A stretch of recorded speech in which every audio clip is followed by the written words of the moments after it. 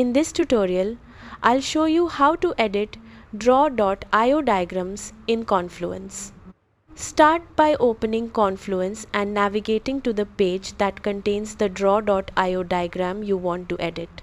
Next, locate the diagram on the page and click on it to reveal the available options. Once selected, choose the Edit option to open the draw.io editor directly within Confluence. When the editor loads, you'll be able to modify existing shapes, add new elements, update text, and rearrange objects as needed. You can also connect shapes with arrows, change colors, adjust formatting, and customize the layout to better represent your information. If you need additional components, use the shape libraries available in the left-hand panel to drag and drop new elements onto the canvas.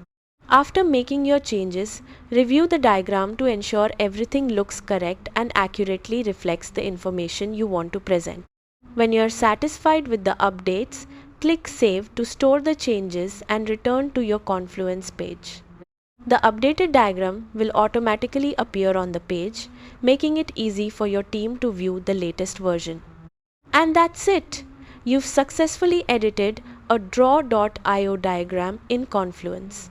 Thanks for watching, and I'll see you in the next tutorial.